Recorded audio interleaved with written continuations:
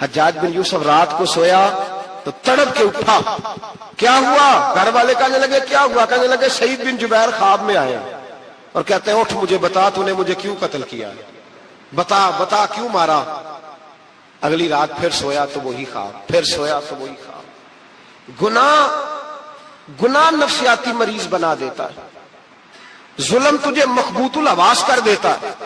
جب تو زیادتی کرتا ہے تو اللہ فرماتے ہیں کہ تو اللہ کو بھولتا ہے، اللہ تجھے اپنا آپ بھلا دیتا ہے. پھر تو بھول جاتا ہے، پھر تو سیدھے رستے پہ چلتا ہے پر بھٹک جاتا ہے. پھر تو صحیح رستوں کا تعین کر کے بھی گمراہ ہوتا ہے.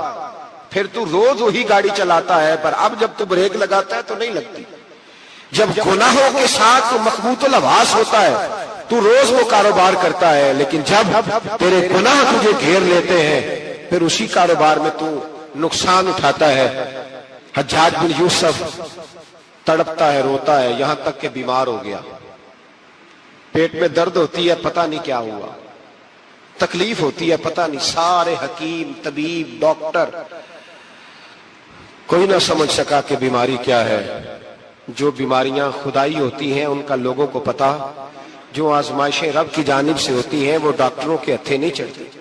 جو تکلیفیں اللہ دیتا ہے ان کا حکیم طبیب علاج نہیں کر پاتے. مشکل اور شفا اسی وقت ہوتی ہے جب اللہ دینا چاہے، اور جب رب ہی دینا نہ چاہے تو بڑے بڑے ڈاکٹر کہتے ہیں کہ ہمارے بس کی بات نہیں رہی. بغداد سے حکیم آئے، پیٹ دیکھا، کہنے لگے نہ تیرے معدے میں کوئی دقت ہے، نہ تیرے جگر میں، نہ کسی اور جگہ. ماجرا کیا ہے؟ ایک آخری علاج ہے، آخری. وہ کیا؟ گوشت کا چھوٹا سا ٹکڑا دھاگے کے ساتھ باندھ کے منہ میں ڈالا اور پھر ایک باریک سا تنکا لے کے اس کو اندر ڈالنے لگے گلے میں. وہ گوشت کا ٹکڑا جب حلق کے اندر اتر گیا اس حکیم نے واپس کھینچا تو کیسے ایسی بدبو آئی جیسی کبھی سونگی نہ تھی. جانور کیڑے مکوڑے لگے ہوئے باہر نکلے اور جب دیکھا تو جتنے محل میں لوگ بیٹھے تھے چلاتے ہوئے نکل گئے کہ یہ کیا مصیبتیں ہیں. حکیم بھی اٹھ کے دوڑنے لگا. کہا تجھے کیا ہوا؟ کہنے لگے حجاج تیری بیماری زمینی نہیں، تیری مصیبت زمینی نہیں. کہا میری مرض تک تم کیوں نہیں پہنچ پا رہے؟ تو کہنے لگے لگتا ہے تو بد دعا کا مریض ہے، لگتا ہے تو ظلم کا مریض ہے، تو جبر کا مریض ہے. تڑپتا رہا، سسکتا رہا. ایک وقت وہ بھی آیا کہ گھر والوں نے کمرے میں بند کر کے تالا لگا دیا، دیوار سے ٹکرے مارتا. او بھائی، جو گناہوں کے بیمار ہوتے ہیں انہیں شفا نہیں ہوتی. جو ظلم، جبر، بربریت کے بیمار ہوتے ہیں انہیں سکون قلبی میسر نہیں آتا. دوائیاں ان بیماریوں کی بنی ہوئی ہیں جو بیماریاں زمینی ہیں، جو بیماریاں خوراک کی بد پرہیزی سے ہوتی ہیں، جو گناہوں کی بد پرہیزی سے ہوتی ہیں. ان کی بیماریاں، ان کی شفا توبہ ہے، ان کی شفا رجوع اللہ ہے. ان کی توبہ، اللہ سے معافی مانگنے سے شفا ہوتی ہے.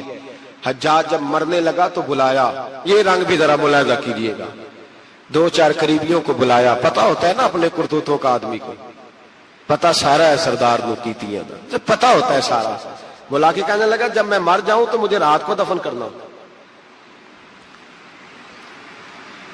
کیوں بھائی عورت ہے؟ کہنے لگا نہیں رات کو دفنانا. ٹھیک ہے رات کو دفنا دیں گے. پھر کہنے لگا جب صبح ہو جائے تو صبح ہونے سے پہلے پہلے میری قبر زمین کے برابر کر دینا، نشان مٹا دینا. کا وجہ تو کلمہ پڑھتا ہے، حضور کا حکم ہے کہ قبر کم از کم ایک بالش، ایک گٹ اونچی ہونی چاہیے زمین سے کم از کم. تو تیری قبر مٹا دے. وجہ پتہ ہوتا ہے اپنے ظلموں کا. کہنے لگا مجھے پتا ہے لوگ میرے مرنے کے بعد میری قبر بھی نہیں چھوڑیں گے. دنیا میں تو میرے جبر کی وجہ سے کوئی آ نہ سکا، لیکن میری قبر بھی لوگ جنازوں میں باتیں شروع کر دیتے. جنازوں میں نے ایسی بھی داستانیں سنی ہے کہ کوئی مرا تو لوگ جوتوں کا ہار قبر پہ ڈال آئے. نہیں بھائی، تو جب زندہ تھا تو تیرے جبر ظلم کی وجہ سے نہیں کو بول سکا. ایک تو ہے قیامت میں حساب ہوگا، یہاں دنیا میں حساب ہونے لگتا. اتنی لمبی زبانیں لوگوں کی لٹک کر مرتے وقت باہر نکل آتی ہیں. دعا کریں، جمعہ ہے، اللہ تعالیٰ ایمان کی موت عطا فرمائے. دعا فرمائے رب تعالیٰ اللہ تبارک و تعالی توبہ کر کے جانے کی توفیق عطا فرمائے، جاگے جاگے اور سنے اور دعا کرے، اے اللہ تو ہمیں ظلم سے ویسے ہی محفوظ فرما، اگر ہم زیادتی کرنے لگے تو اے اللہ ہمیں اس سے منع فرما، ہمیں اس سے تو یہ توفیق دے کہ ہم باز آ جائیں اس گناہ سے۔ میرے بھائی، ایک تو دنیا میں سزا ہے، پھر قیامت کی سزا ہے، اور وہ زیادہ سخت ہے، وہ زیادہ سخت ہے۔ ہم لوگوں نے نا ہیلے بہانے بڑے بنائے ہوئے ہیں۔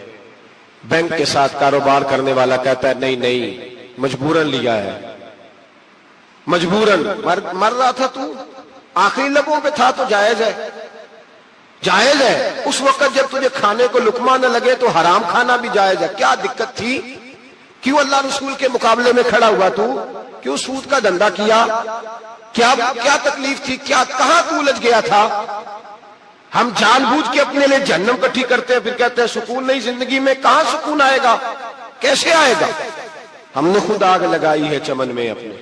جو قیامت کی سزا ہے، میرے نبی پاک علیہ السلام نے فرمایا رب تمہیں سامنے کھڑا کرے گا، اور کس طرح کھڑا کرے گا؟ فرمایا لوگوں کے وجود سے کپڑے اتر جائیں گے، زمین اس طرح دہکے گی جس طرح تانبا زمین پہ رکھا جائے اور آگ جلائی جائے۔ تانبا دیکھا آپ لوگوں نے؟ یہ بھی گرمی گزری ہے نا، تو فرش پر جب سورج پڑتا تھا تو ننگے پاؤں چلا نہیں جاتا تھا، صحیح کہہ رہا ہوں؟ ننگے پاؤں، بچے کا پیر زمین پہ لگتا تو چیخ اٹھتے، کہتے او جل گیا پیر، حالانکہ یہ فرش دنیا کے۔ اور اگر تانبے کے اندر خاصیت ہے کہ اگر کوئی دھات جلدی اور زیادہ گرم ہوتی ہے تو وہ تانبا ہے۔ میرے نبی نے مثال دی تو اس کی دی جو سخت تھا، فرمایا تانبے کی طرح زمین تپائی جائے گی، اور پھر ننگے پاؤں رب تمہیں کھڑا کرے گا۔ آج سورج کی پشت تمہاری جانب ہے، قیامت میں منہ تمہاری جانب ہوگا۔ نیزہ آپ نے دیکھا ہوگا، نیزہ ہوتا تھا، فرمایا یہ جو تم نیزے دیکھتے ہو صرف 1.25 نیزے کے برابر سورج قریب آ جائے گا، اور پھر اللہ تمہیں سامنے کھڑا کر کے تم سے سوال جواب کرے گا۔ اور حضور نے کہہ دیا ہے تو اب کسی نعت خواں کے کہنے سے بات بدل سکتی، کسی پیر کے کہنے سے جملہ بدل سکتا، کسی خطیب کے کہنے سے فکر نہ کرنا وہ سامنے جنت پڑی ہے، اب بات بدل سکتی؟ خدا کی رحمت پر بھروسہ رکھنا ضروری ہے، نبی پاک کی شفاعت کی امید رکھنا، بولیے، لیکن جو حضور نے بیان کیا ہے اس کو ماننا بھی یہ بھی ضروری ہے۔ میرے نبی پاک نے فرمایا اللہ تم سے حساب لے گا اور اللہ پوچھے گا، تم نے جواب دینا ہے۔ حضور کس کس شے کا؟ فرمایا جو پہنتے ہو اس کا جواب نہیں دینا، جو کھاتے ہو اس کا جواب نہیں دینا، جو اللہ کے راستے میں دیتے ہو اس کا جواب، باقی ہر شے کا جواب دینا ہے۔ ادھر جو پلاٹ ہے اس کا بھی جواب دینا ہے، اور جو بچوں کو پیسے بتائے ان کا بھی جواب دینا ہے، جو چھپائے ہیں ان کا بھی۔ ثم لتسألن یومئذ عن النعیم، جو کمیٹی اپنے محلے میں ڈالی ہے اس کا بھی جواب دینا ہے، جو سسرال کے علاقے میں ابا جی سے چوری ڈالی ہوئی ہے اس کا جواب بھی، سب کا جواب دینا ہے، تمام حساب کتاب۔ اور اللہ فرماتے ہیں میں سامنے کھڑا کر کے ہر سوال کا تجھے ہر سوال کا جواب صاحب۔ اچھا یہ جو بڑے لوگ تھے وہ حساب سے ڈرتے تھے، ہم چھوٹے لوگ ہیں ہم حساب سے ہم نہیں ڈرتے، ہم کہتے ہیں دیکھی جائے گی۔ بڑے لوگ جو تھے وہ حساب سے، حضرت ابو بکر صدیق دعا کرایا کرتے تھے، دعا کرو اللہ مجھ سے حساب نہ پوچھے۔ حضرت عمر فاروق رضی اللہ تعالیٰ عنہ اپنے بیٹے سے کہتے تھے بیٹا اپنے باپ کے لیے رحمت کی دعا کرنا، میں درگزر والا ہوں، میں حساب والا کوئی نہیں۔ بڑے لوگ ڈرتے تھے، بڑے لوگ۔ حضرت عثمان غنی قبر پہ کھڑے ہوتے تھے تو داڑھی آنسوؤں سے بھیگ جاتی۔ غلام کہتے ہیں حضور 3 دفعہ نبی پاک نے آپ کو جنت کی بشارت دی ہے، 3 دفعہ بشارت دی ہے، تو آپ کیوں اتنا روتے ہیں؟ عثمان غنی فرماتے جس رسول نے مجھے جنتی کہا ہے اسی محبوب نے مجھے فرمایا تھا عثمان قبر آخرت کی منزلوں میں سے پہلی منزل ہے۔ اور آپ فرماتے میرے تو کمرے میں دیا گل ہو جائے تو مجھے ڈر لگتا ہے، اس میں تو مکمل اندھیرا ہے۔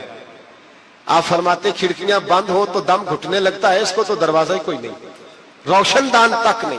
بھائی جو بڑے تھے وہ ڈر رہے تھے۔ مولا علی شیر خدا نماز کا وضو کر کے کانپتے تھے، کانپتے۔ علی آپ مرحب کے سامنے نہیں کانپے، خیبر کا دروازہ اکھاڑتے نہیں کانپے، بدر، احد، خندق، حنین اور خیبر میں نہیں کانپتے تو یہاں آپ فرمانے لگے مالی کے سامنے جاتے ہوئے ڈر آتا ہے. بڑے لوگ کانپتے تھے، بڑے لوگ. آج کون سا جمعہ ہے؟ سارے بولیے. حالانکہ یہ اگلے سال دوبارہ آئے گا، ہمارا نہیں پتا کہ ہم فدا ہو جائیں کہ کیا بنے. یہ کون سا جمعہ ہے؟ آیا جمعہ الوداع، آئے ہم پڑھ گئے. آج ایک فکر لے کر کے جانا، ایک سوچ. جہاں روز رات کو بیٹے کی ٹینشن، بیٹی کی ٹینشن، بھائی کی ٹینشن، پوتے کی ٹینشن ہوتی ہے نا، ایک ٹینشن اور اپنے آج ایک ٹینشن بڑھا لو، قبر کی ٹینشن پیدا کر لو، قیامت کی تھوڑی سی فکر کر لو، تھوڑی سی، ایک لمحے کے لیے صحیح تھوڑا خیال پیدا کرے. حضرت حسن بصری نام سنا ہوا ہے نا، یہ حضرت علی کے شاگرد ہیں. نبی پاک کے گھر میں آ جاتے تھے کئی دفعہ، بچے تھے جب. حضرت حسن بصری تابعی ہیں. فرماتے خانہ کعبہ میں عمرہ کرنے گیا، طواف کعبہ کر رہا تھا تو بڑا عجیب منظر ہوا. رات کی تنہائی ہوئی. اس وقت کئی دفعہ طواف بند بھی ہوتا تھا، اس لیے کہ رش کم ہوتا تھا تو رات کو سب سو جاتا. کہتے رات ذرا گہری ہوئی تو لوگ اپنا اپنا خیمہ لے کے جاتے تھے. اب تو ہوٹل ہے نا تو خیمے لگتے تھے، لوگ خیمہ لے کے جاتے تھے، جہاں جگہ ملتی تھی خیمہ لگا کے رہتے تھے. فرماتے میں رات کو سویا خیمے میں، ایک دردناک آواز آئی. میٹھی ہے، دھیمی ہے، پر درد بڑا ہے. کوئی رونے والا رو کے کہتا ہے اللہ حساب قیامت میں مجھ سے نہ لینا، اے اللہ تنہائی میں جتنا مرضی حساب لینا پر لوگوں کے سامنے نہ لینا. اور پھر کہتا ہے اللہ فضل تو تب کرے جب تو میرا حساب پوچھے ہی نہ. پھر چند منٹ گزرے تو پھر وہ رونے لگا. میرے کانوں میں آواز آئی، کہنے لگا اے اللہ حساب تو ان کا لیا جاتا ہے جو حساب کے قابل ہوتے ہیں. اعلیٰ حضرت کہتے ہیں نا رضا سے تو کیا حساب لے گا، رضا بھی کسی حساب میں ہے. اے اللہ میں قابل نہیں، مجھ سے حساب نہ لینا. کہتے تھوڑی دیر گزری تو پھر وہ رونے لگا. پھر ذرا سانس سنبھلے تو پھر کہنے لگا اے اللہ میں تو لوگوں کو کوئی بندہ حساب پوچھ لے تو نہیں دے سکتا، میں تجھے کیسے حساب دوں گا. پھر تڑپنے لگا. کہتے تھوڑی دیر گزری تو پھر ایک لفظ انہوں نے کہے رونے والے نے، کہنے لگے اللہ دیکھ تیرے محبوب کا فرمان ہے جو معافی مانگے تو اسے معاف کر دیا کرتا ہے. اے اللہ میں معافی مانگنے آیا ہوں اور مسجد نہیں آیا، میں کعبۃ اللہ ہی آ گیا ہوں. کہتے ہیں وہ اتنا روئے کہ چیخ آئی ان کی. اور جب دھڑام سے کوئی زمین پہ گرا تو میں پریشان ہوا کہ اب تو بے ہوش ہو گیا. فرماتے ہیں میں زور سے اٹھا فٹافٹ اور اس شخص کی طرف بڑھا. میرے دل میں خیال ہے کوئی گناہگار ہے بیچارہ، تو چلو میں بھی دعا کرتا ہوں. اس کو کہتا ہوں بیٹے فکر نہ کر، اللہ تیری مدد کرے گا. فرماتے میں گیا اس نیت کے ساتھ کہ میں کہوں گا چلو اٹھو تم بھی دعا کرو، میں بھی کرتا ہوں، اللہ ہم سے حساب نہ پوچھے. کہتے میں گیا تو وہ شخصیت بے ہوش پڑی تھی، کالے سیاہ بال ان کے چہرے پہ بکھرے ہوئے تھے. کہتے لوگوں جب میں نے زلفیں ہٹائیں چہرے سے تو میرا وجود کانپنے لگا آسمان ٹوٹ پڑے گا، زمین پھٹ جائے گی، ستارے بکھر جائیں گے، آج بہ جائیں گے سمندر. فرماتے میری چیخیں نکل گئی. یہ کوئی گناہگار تو نہیں، یہ تو حضرت فاطمہ کے پوتے امام زین العابدین ہے. یہ تو امام حسین کا وہ بیٹا ہے جو کربلا میں تنہا بچے تھے. فرماتے میں امام کا چہرہ دیکھا تو بھاگ کے آیا اور میں نے اپنی داڑھی ان کے پیروں کے ساتھ مس کی اور میں نے کہا حضور اٹھیے. امام اٹھے تو میں نے کہا شہزادے تیرے تو اشارے سے اللہ کئی گناہگاروں کو بخشے گا، تیری تو دعا سے اللہ بخشے گا، یہ کیا کر رہے ہو؟ تو امام زین العابدین کہنے لگے حسن بصری ادھر آ یار، ادھر آؤ بزرگو، میرے دادا کے پاس رہنے والے ہو. میں نے نا آج ہی سنا ہے کہ اس کا عذاب بڑا سخت ہے، آؤ میرے لیے دعا کرو، اللہ پاک مجھ سے حساب نہ پوچھے. کہا حضور نہ کریں. اب فرمانے لگے تجھے نہیں پتا کچھ چیزیں ایسی ہیں کہ رب نے اگر حساب پوچھا تو میں واقعی جواب نہیں دے پاؤں گا، چل کر میرے لیے دعا. کہتے میں نے ہاتھ باندھے حضور میں نہیں کرتا، اٹھا کہہ. فرماتے میں نے ہاتھ اٹھائے، میں نے کہا اے اللہ تیرے رسول کا شہزادہ ہے، یہ تیرے رسول کا شہزادہ ہے، یہ کہہ رہا ہے تو فضل کر. وہ بھائی جو بڑے تھے وہ تو تڑپتے تھے، سسکتے تھے. ابو علی ہیتی کہتے खाना काबा में पत्थर पे सर रगड़ रगड़ के कोई बूढ़ा कह रहा था, ऐ अल्लाह, अव्वल तो हिसाब ना लेना, और अगर लेना तो मुझे अंधा करके उठाना, मैं तेरे नेक बंदों के सामने शर्मिंदा नहीं। इकबाल रो पड़े। इकबाल, कुछ लोगों ने लिखा है ये आखिरी रुबाई है डॉक्टर इकबाल की, आखिरी। इसके बाद शायद उसने कलाम ने, कुछ सीरत निगारों का ख्याल है, इकबाल मदीने की तरफ मुंह करके कहने लगे, तू गनी अजहर दो आलम मन फकीर, अल्लाह तू गनी है मैं तो फकीर हूं, रोज मख्शर उज्र हाय मन पजीर, ए अल्लाह अव्वल तो मेरा कोई उज्र कबूल कर लेना महशर के दिन, और अगर ना करना हुआ, अगर तुम्ही बीनम हिसाबम ना गुजीर, अगर जरूर ही मेरा हिसाब लेना है, ए अल्लाह अगर तूने जरूर लेना है, ए अल्लाह अगर जरूर ही लेना हिसाब, अव्वल तो मेरा उज़र मान लेना, मेरी कमजोरी पे रहम करना, ए अल्लाह मेरे बुढ़ापे पर, मेरी कमजोरी पर रहम करना, अगर जरूर हिसाब लेना है, अज निगाहे मुस्तफा पिन्हा बगीर, तो ए अल्लाह जरा हुजूर की निगाहों से ओझल करके लेना। ए अल्लाह मुझे शर्म आएगी, मेरे मुस्तफा करीम फरमाएंगे मैं तो तुझे हर बात समझा के आया, एक एक जगह तेरी रहनुमाई करके आया, तू कैसे अमल कमा, जरा ओझल करके, अज निगाहे मुस्तफा पिन्हा बगीर, जरा हुजूर की आंखों से ओझल करके साइड पे करके लेना, मैं बर्दाश्त नहीं कर पाऊंगा। हजरत वो अली इती कहते हैं, बाबे ने सर रखा हुआ है और कहते अल्लाह मुझे अंधा करके उठाना, फरमाते मैं गया, मैंने कहा चलो मैं दुआ करता हूं जाके, फरमाते जब मैंने जाके बुजुर्गों की कमर पे हाथ रखा, उनका चेहरा देखा तो ये कोई गुनाहगार तो नहीं, ये तो बगदाद के पीर अब्दुल कादिर जिलानी है, ये तो महबूब सुमानी गौसे समदानी है, ये तो वो शख्स है जो कदम लगाए तो अल्लाह विलायत अता करता है। जो बड़े थे वो डर रहे थे, मोइनुल मिल्लत वद्दीन अताए रसूल हिंदुल वली गरीब नवाज हजरत ख्वाजा मोइनुद्दीन अजमेरी रहमतुल्लाह अलैह, ख्वाजा कुतुबुद्दीन बख्तियार काकी को तन्हाई में बुला के कहने लगे मोइनुद्दीन सैयदजादा है, मोइनुद्दीन हुजूर के खानदान में पैदा हुआ है, मोइनुद्दीन से इसके पीर को बड़ी उम्मीदें थी, मोइनुद्दीन को रसूल पाक ने हिंदुस्तान भेजा था, पर कुतुबुद्दीन यार मोइनुद्दीन तबलीग का हक नहीं अदा कर सका। हजरत ख्वाजा कुतुबुद्दीन कहने लगे हुजूर 90 लाख तो मुसलमान कर दिए, और क्या हक था? फरमाया नहीं, जब तू तहज्जुद की नमाज पढ़े ना बेटा, अपने लिए दुआ मांगना तो खुदा से कहना मौला मेरे पीर की कोताहियां माफ कर। वो जिस एजाज का था वो काम नहीं कर सकते, जो बड़े थे उनकी तो बातें बड़ी थी, ये जो हम छोटे आए हैं ना नए, टिकटें देते फिरते, टिकटें, बेनमाजी जाहिल अनपढ़ पीर टिकटें बांटता है लोगों को, तू भी बख्शा है तू भी बख्शा है। वो 90 लाख लोगों को राय हक पर लगा के भी कहते थे नहीं, हक तो ये है कि हक अदा ना हुआ, हक तो ये है कि हक, कोई शाही पल्ले नहीं, डटा हुआ खड़ा है मुसलमान, डटा हुआ, ये हिसाब